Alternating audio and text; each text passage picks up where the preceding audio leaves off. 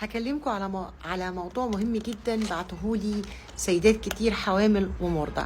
جاتني واحدة في المركز عندي مدام حامل وبتعاني من كلف الحمل وتصبغات في جسمها وآثار وبثور وحبوب، وطبعا احنا عندنا في الحمل بيحصل مشاكل كتير في جسمنا. طيب المدام دي عملوا لها ايه في مركز يعني تاني؟ عملوا لها تقشير كيميائي، فطبعا جايه متدمره خالص والشا بايظ خالص والدنيا بايظه معاها خالص. الناس الكتير اللي سالتني المدامات الحوامل والمرضعات احنا الكلف نعمل فيه ايه؟ والله العظيم طبيعي جدا ان انت اثناء فتره الحمل بيحصل لك تغيرات هرمونيه في جسمك. من ضمن التغيرات الهرمونيه دي ان انت بيحصل لك كلف وتصبغات في جسمك واثار حبوب وجفاف للبشره وكل الحاجات دي. طب علينا ان احنا نعمل ايه؟ انت كحامل مش مطلوب منك اي حاجه تعمليها غير ان انت تحافظي على ترطيب جسمك، تستخدمي كريمات مرطبه، ان انت تحافظي على استخدام الصن بلوك لما تكوني خارجه، وتشربي ميه كويس، وتتغذي غذاء كويس، وتتغذي الغذاء اللي بيحتوي على الفيتامين سي والفيتامين اي، وان انت ترطبي.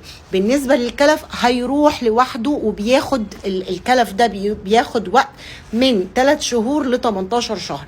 يعني في ناس بيقعدوا لمده سنه ونص لغايه لما بيروح، وفي ناس كمان بيقعد معاهم سنتين. طب احنا نقدر نعمل ايه؟ اولا الاكريتين والديفرين، المقشرات دي كلها ممنوع منع تام ان انت تحطيها على بشرتك.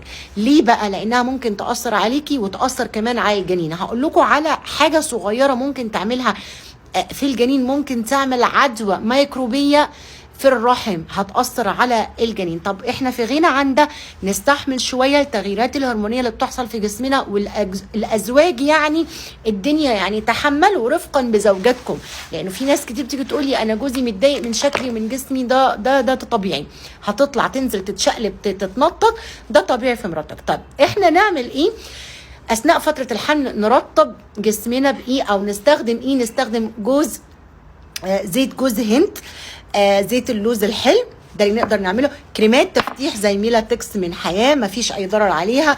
ريكسول، اي انواع كريمات التفتيح اللي انا دايما بتكلم عنها، بايوديرما، ECMDB وايت، الكلام ده كله. طب ايه اللي ممنوع نستخدمه؟ ممنوع نستخدم الاكريتين، ممنوع نستخدم الدفرين، ممنوع نستخدم الريتينول، ممكن نستخدم حمض الهالورونيك اسيد.